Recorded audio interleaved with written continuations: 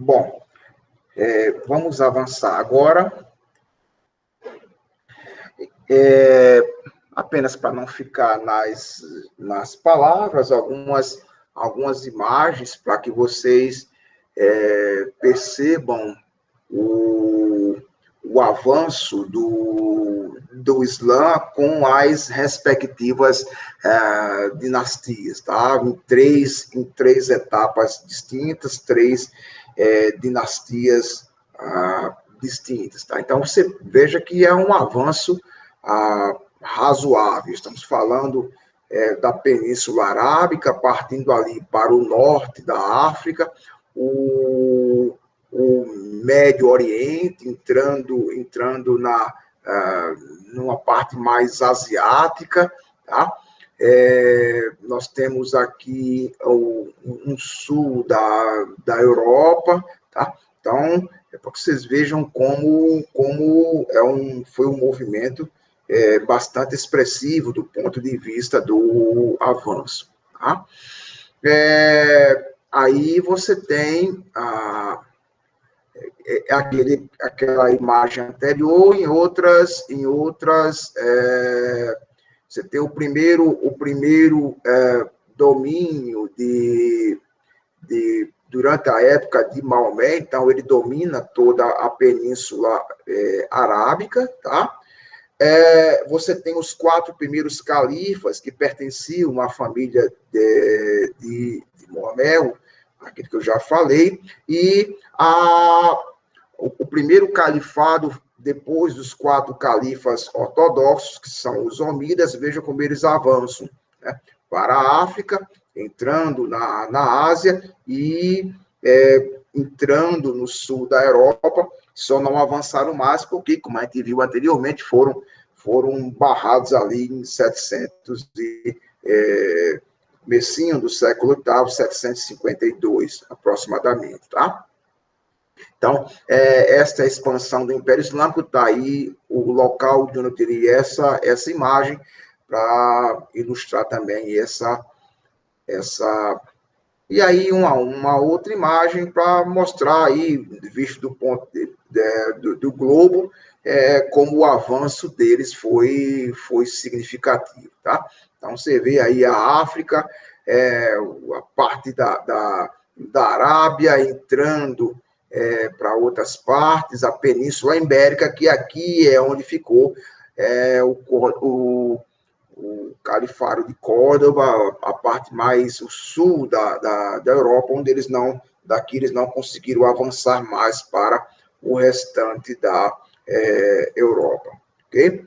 Algumas observações que são importantes. E aí vamos nos prender a alguns termos, porque são termos que às vezes são complexos. Então, lembrando, falsafa, ou falsafa, em árabe, significa filosofia em grego. Então, é o termo pelo qual a filosofia é conhecida em árabe. Aquele que pratica a falsafa, ou falsafa, é o falásifa, né? O falásifa era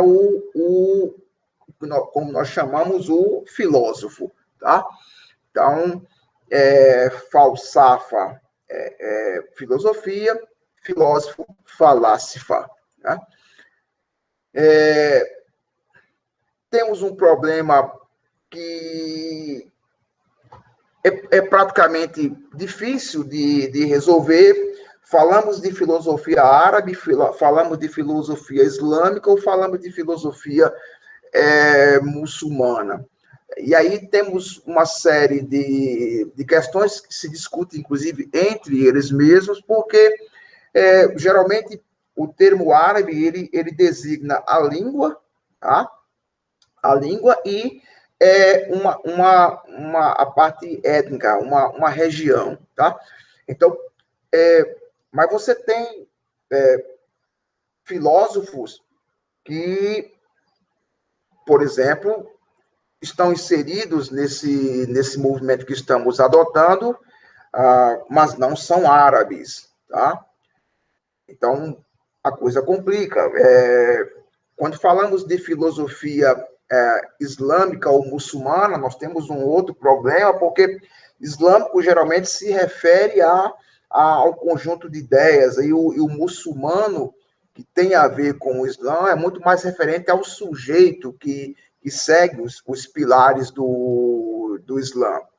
Mas, de qualquer forma, quer eu fale de filosofia árabe, porque a maioria desses pensadores escreveu em árabe, porque à medida que o islamismo avança a língua na qual o Corão foi transmitido, a língua do profeta. Então, você tem um troço interessante, porque filósofos que não eram islâmicos também escreveram em árabe. O Maimônides era judeu e a maior parte de suas obras, ou parte considerável de suas obras, está escrito em árabe. Tá? Então, não era. Você tinha dentro do mundo islâmico filósofos que eram cristãos. Então, é tudo meio complicado, mas quando eu estiver falando em filosofia árabe, filosofia islâmica, ou mesmo muçulmana, embora haja uma polêmica acerca do real significado desses termos, e sempre uma contestação acerca de se esse termo cabe ou não para certo sujeito, vocês vão entender que eu estou tratando de uma mesma coisa. Isso é interessante. Você tem um filósofo, por exemplo, eles colocavam um filósofo árabe, mas você pega o Avicena, que ele se encaixa como filósofo persa, hoje seria um iraniano. Então, embora escrevesse em árabe, ele não era um árabe, tá? Então, muçulmano, mas a própria falsafa, ela tem uma distinção, porque a filosofia dentro do mundo islâmico, ela funciona independente da religião. A gente vai ver isso daqui a pouco. Não é como ocorre no Ocidente, em que os filósofos cristãos tentavam fazer com que a filosofia funcionasse dentro da perspectiva dogmática. Não, você tinha um pensamento no mundo islâmico, a filosofia tinha um status de independência da religião, embora os pensadores fossem islâmicos, eles muçulmanos, eles sabiam fazer uma distinção bem clara disso, tá? A gente vai ver isso daqui a pouco. Então,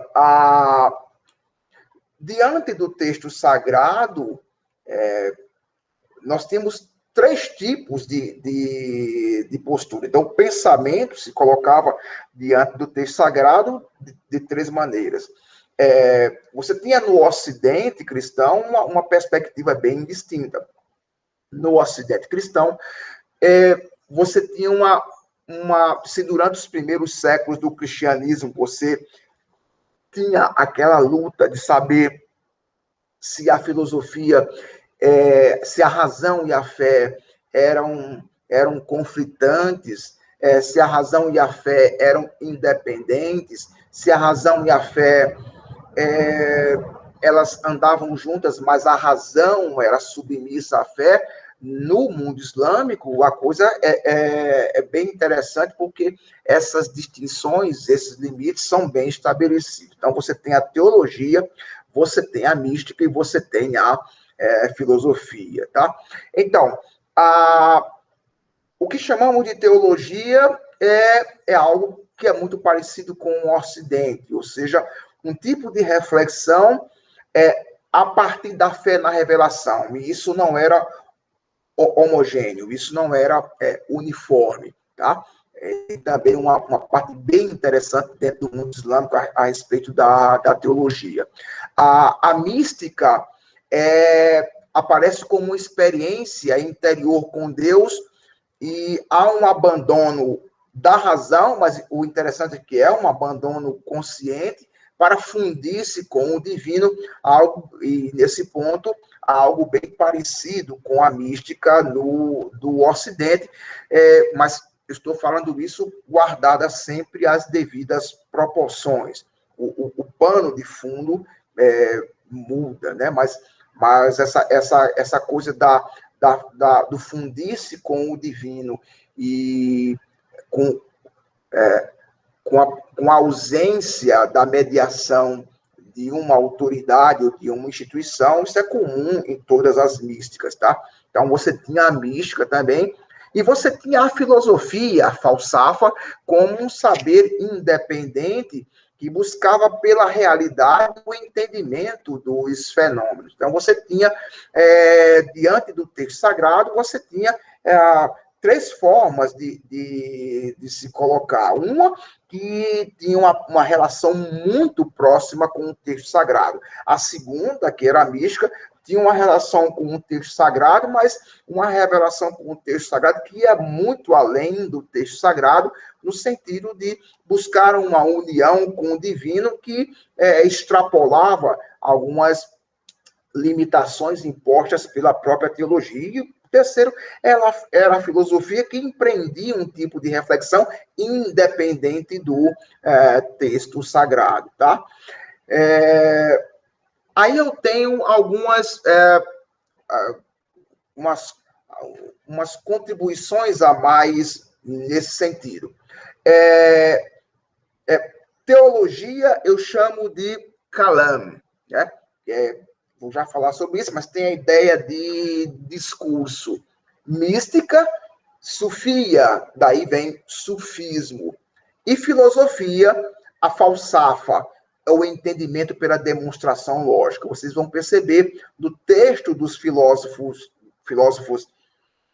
muçulmanos, acho que eu vou chamá-los assim, filósofos muçulmanos, uma predileção muito grande pelo raciocínio mediante uma força da lógica, né? Uma profunda necessidade de justificar logicamente as afirmações que são feitas, tá?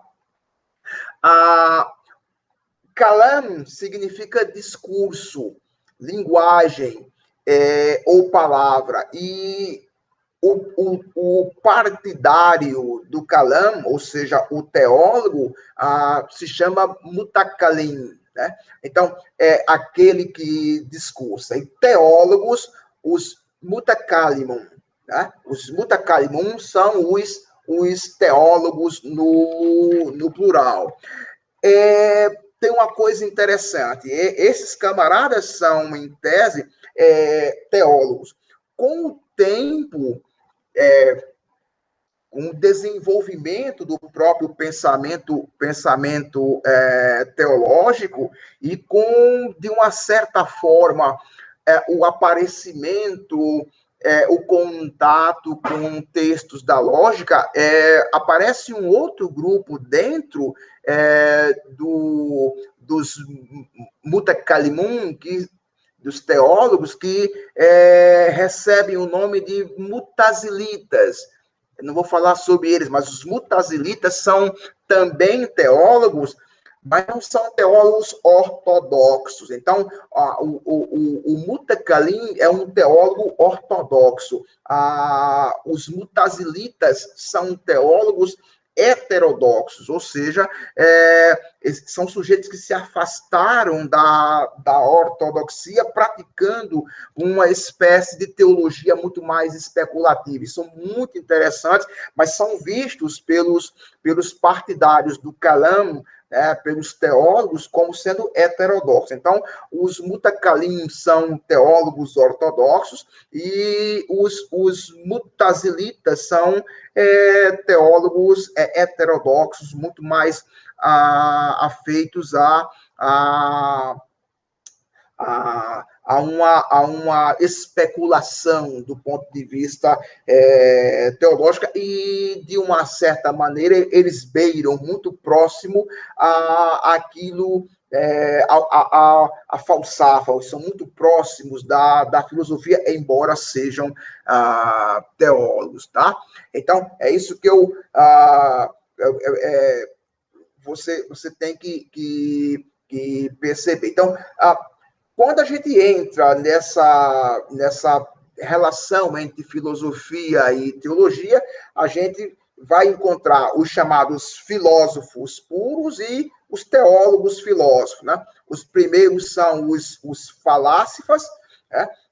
Que não usam de maneira nenhuma os dados da fé para argumentar. Os segundos são os mutacalimun, os teólogos, que usam argumentos lógicos para justificar o que sabe pela revelação. E você tem, depois, com o desenvolvimento, um tipo de teólogo que beira quase a heresia, são os mutazilitas, tá?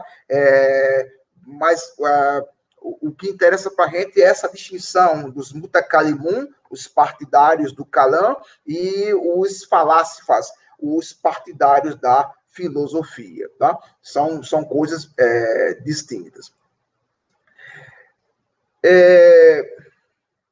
Então, a formação da filosofia árabe vai seguindo o mesmo rumo que toma as ciências e a filosofia nas suas origens gregas. É bem semelhante à forma como as coisas se dão. O principal ponto de formação para o pensamento filosófico entre os povos de língua árabe foi Aristóteles. Ele se torna o principal nome dentro do pensamento filosófico islâmico. Tá? Uma outra característica interessante é que esse processo que se dá ali a partir do século IX, de se ir buscar fontes, tradutores, obras, na Casa da Sabedoria, durante o período da dinastia Abássida, você tem a incorporação do pensamento platônico e de neoplatônico a esse acervo gigantesco de Aristóteles. E eles trouxeram também tudo que havia na antiguidade: astronomia, medicina, geometria, e os árabes tinham um projeto, os pensadores árabes tinham um projeto que era a ideia de criar sistemas harmônicos, unificados, que pudessem dar conta de toda a realidade, usando para isso todo o saber que vinha da antiguidade. Tá? Então, esse período compreendido entre o século VIII e o século XII, principalmente o comecinho do século IX, é o período clássico da falsafa. Esse processo já vinha lentamente sendo trabalhado, com a necessidade que os árabes tinham de traduzir, por exemplo, o Corão para outras, de imprimir a processo de tradução do Corão, de manter o Corão na sua língua original para outros povos. Então, eles tinham a necessidade de fazer com que outros povos conseguissem compreender o sentido das palavras do Corão. Então, você já tinha essa preocupação, primeiro, com a questão que envolvia a transmissão de uma mensagem, mas ali do comecinho, na verdade, do século IX até o século XII, é o período clássico, onde aparecem os mais representativos pensadores. Tá? Então, são os nomes mais interessantes que aparecem nas terras dominadas pelo Islã. Tá? Então, os principais nomes dessa época o Al-Kindi, finalzinho do século VIII, Al-Farabi, Ibn Sina, vulgo Avicena, é assim que o Ocidente chama, Avicena, é um sujeito, um metafísico extraordinário, é um sujeito que é muito apreciado por Tomás de Aquino, é considerado talvez o maior metafísico islâmico, tá? E o Ibn Rushd, o Averroes, que é o maior comentador de Aristóteles no século XII, porém uma figura que o Tomás não gostava muito. Né? Você tinha outros nomes que não queriam ser chamados de filósofos, mas apareciam como adversários. Você tinha o Al-Ghazali, ou Al-Ghazali, e o Ibn Khaldun, esse já no final, ali no século XIV, morrendo no comecinho do século XV. Mas o principal crítico da filosofia era um sujeito chamado Al-Ghazali. Tá? Então, está aí o quadro geral, de uma forma bem sintética, dos principais nomes, das principais características, de uma forma muito rápida, e agora vamos partir para ver alguma coisa da obra de um desses pensadores de uma maneira um pouquinho mais próxima, tá? Depois de toda essa introdução.